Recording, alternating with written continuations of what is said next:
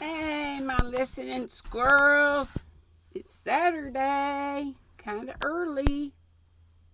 I think it's about 8:35 a.m. on a Saturday morning, May the 23rd. My daughter's birthday's getting closer. It'll be Monday, Memorial Day this year. And it's also Nicole's Addicted to Yarn. Chapter 2, Selling in Haste and Repenting at Leisure. Anne drove over to Carmody on a shopping expedition the next afternoon and took Diana Barry with her. Diana was, of course, a pledged member of the Improvement Society, and the two girls talked about little else all the way to Carmody and back. The very first thing we ought to do when we get started is to have that hall painted, said Diana as they drove past the Avonlea Hall. Gosh, I spelled Avonlea wrong on the title. I knew it didn't look right. Excuse me. A rather shabby building set down in a wooded hollow with spruce trees hooding about it on all sides. It's a disgraceful looking place, and we must attend to it even before we try to get Mr. Levi Boulder to pull his house down. Father says we'll never succeed in doing that. Levi Boulter is too mean to spend the time it would take. Perhaps he'll let the boys take it down if they promise to haul the boards and split them up for him for kindling wood, said Anne hopefully. We must do our best and be content to go slowly at first. We can't expect to improve everything all at once. We'll have to educate public sentiment first, of course. Diana wasn't exactly sure what educating public sentiment meant, but it sounded fine, and she felt rather proud that she was going to belong to a society with such an aim in view. Sparkling water.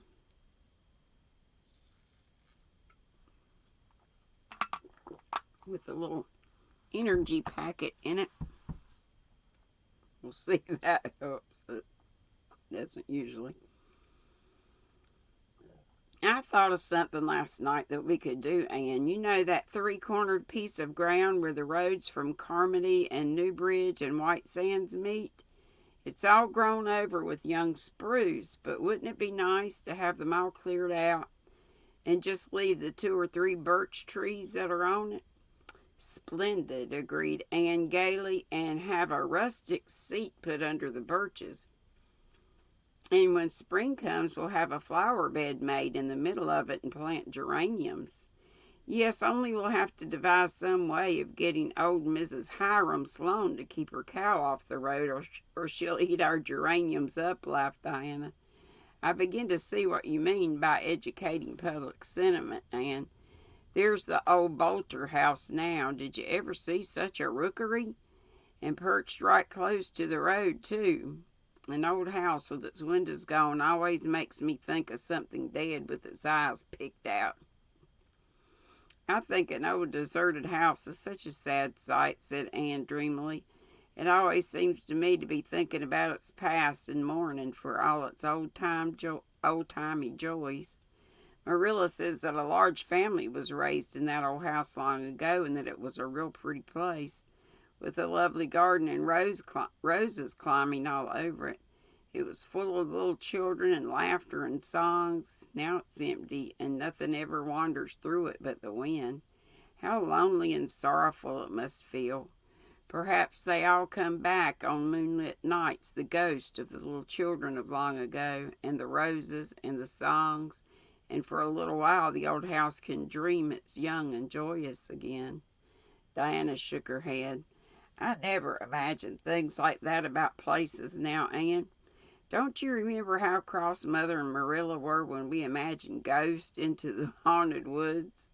To this day, I can't go through that bush comfortably after dark, and if I begin imagining such things about the old Boulter house, I'd be frightened to pass it too.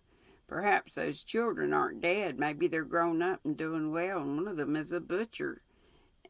Why, a butcher? And flowers and songs couldn't have ghosts anyhow. Anne smothered a little sigh. She loved Diana dearly, and they had always been good comrades, but she had long ago learned that when she wandered into the realm of fancy, she must go alone. The way to it was by an enchanted path where not even her dearest might follow her. A thunder shower came up while the girls were at Carmody. It did not last long, however, and the drive home, through lanes where the raindrops sparkled on the boughs and little leafy valleys where the drenched ferns gave out spicy odors, were delightful. But just as they turned into the Cuthbert Lane, Anne saw something that spoiled the beauty of the landscape for her. Before them on the right extended Mr. Harrison's broad gray-green field of late oats, wet and luxuriant, and there, standing squarely in the middle of it, up to her sleek sides in the lush growth and blinking at them calmly over the intervening tassels, was a Jersey cow. And that's theirs. Anne dropped the reins and stood up with a tightening of the lips that boded no good to the predatory quadruple. Not a word, said she, but she climbed nimbly down over the wheels and whisked across the fence before Diana understood what had happened. Anne, come back, shrieked the latter as soon as she found her voice. You'll ruin your dress in that wet grain. Ruin it. She doesn't hear me. Well, she'll never get that cow out by herself. I must go and help her, of course. Anne was charging through the grain like a mad thing. Diana hopped briskly down, tied the horse securely to a post, turned the skirt of her pretty gingham dress over her shoulders, mounted the fence, and started in pursuit of her frantic friend. She could run faster than Anne, who was hampered by her clinging and drenched skirt, and soon overtook her. Behind them they left a trail that would break Mr. Harrison's heart when he should see it. Anne, for mercy's sake, stop, panted poor Diana. I'm right out of breath and you're wet to the skin. I must get that cow out before Mr. Harrison sees her, gasped Anne. I don't care if I'm drowned, if we could only do that. But the Jersey cow appeared to see no good reason for being hustled out of her luscious browsing ground. No sooner had the two breathless girls got near her than she turned and bolted squarely for the opposite corner of the field. Head her off, screamed Anne. Run, Diana, run. Diana did run. Anne tried to, and the wicked Jersey went around the field as if she were possessed. Privately, Diana thought she was. It was fully 10 minutes before they headed her off and drove her through the corner gap into the Cuthbert Lane. There's no denying that Anne was in anything but an angelic temper at that precise moment. Nor did it soothe her in the least to behold a buggy halted just outside the lane, wherein Mr. Shearer of Carmody and his son, both of whom wore a broad smile. I guess you'd better have sold me that cow when I wanted to buy her last week, Anne, chuckled Mr. Shearer. I'll sell her to you now if you want her, said her flushed and disheveled owner. You may have her this very minute. Done. I'll give you 20 for her as I offered before. And Jim here can drive her right over to Carmody. She'll go to town with the rest of the shipment this evening. Mr. Reed of Brighton wants a Jersey cow. 5 minutes later, Jim Shearer and the Jersey cow were marching up the road, and impulsive Anne was driving along the Green Gables lane with her $20. What will Marilla say? Asked Diana. Oh, she won't care. Dolly was my own cow, and it isn't likely she'd bring more than $20 at the auction, but oh dear, if Mr. Harrison sees that grain, he will know she's been in it again, and after my giving him my word of honor that I'd never let it happen. Well, it's taught me a lesson not to give my word of honor about cows. A cow that could jump over or break through our milk pen fence couldn't be trusted anywhere. Marilla had gone down to Mrs. Lynde's, and when she returned knew all about Dolly's sale and transfer, for Mrs. Lynde had seen most of the transaction from her window and guessed the rest. I suppose it's just as well she's gone, though you do things in a dreadful headlong fashion, and I don't see how she got out of the pen, though. She must have broken some of the boards off. I didn't think of looking, said Anne, but I'll go and see now. Martin has never come back yet. Perhaps some more of his aunts have died. That's a joke. I think they said he had 4 aunts. He always says that when he wants off work. I think it's something like Mr. Peter Sloane and the octogenarians. People in their 80s. Is that right? Octa-8. The other evening, Mrs. Sloane was reading a newspaper, and she said to Mr. Sloane, I see here that another octogenarian has just died. What's an octogenarian, Peter? And Mr. Sloane said he didn't know, but they must be very sickly creatures, for he never heard tell of them, but they were dying. That's the way with Martin's aunts. Martin's just like all the rest of those French, said Marilla in disgust. You can't depend on them for a day. Marilla was looking over Anne's Carmody purchases when she heard a shrill shriek in the barnyard. A minute later, Anne dashed into the kitchen, wringing her hands. Aunt Shirley, what's the matter now? Oh, Marilla, whatever shall I do? This is terrible, and it's all my fault. Oh, will I ever learn to stop and reflect a little before doing reckless things? Mrs. Lynde always told me I would do something dreadful someday, and now I've done it. Anne, you're the most exasperating girl. What is it you've done? Sold Mr. Harrison's Jersey cow, the one he bought from Mr. Bell, to Mr. Shearer. Dolly is out in the milking pen this very minute. Aunt Shirley, are you dreaming? I only wish I were. There's no dream about it, though it's very like a nightmare. And Mr. Harrison's cow is in Charlottetown by this time. Oh, Marilla, I thought I'd finished getting into scrapes, and here I am in the very worst one I ever was in my life. What can I do? There's nothing to do, child, except go and see Mr. Harrison about it. We can offer him our Jersey in exchange if he doesn't want to take the money. She's just as good as his. I'm sure he'll be awfully cross and disagreeable about it, though, moaned Dan. I dare say he will. He seems to be an irritable sort of man. I'll go and explain to him if you like. No, indeed. I'm not as mean as that, exclaimed Dan. This is all my fault. And I'm certainly not going to let you take my punishment. I'll go myself, and I'll go at once.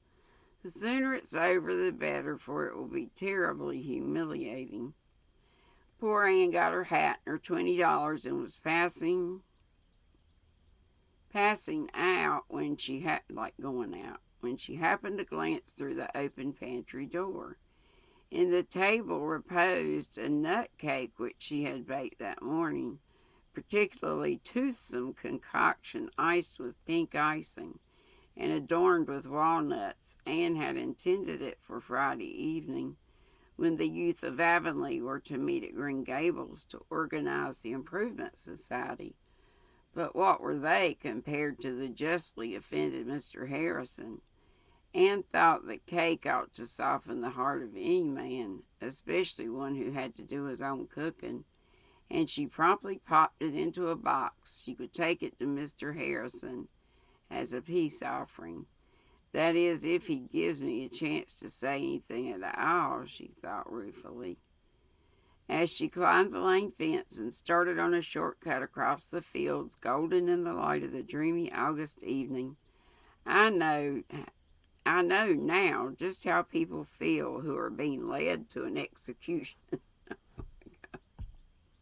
And that's the end of chapter 2. So tomorrow, Sunday, we'll be reading the 3rd chapter, Mr. Harrison at Home. Oh, brother. Thanks for listening. I'll be live at 3 today. Hope you can make it. Bring your tea or your whatever you love to drink.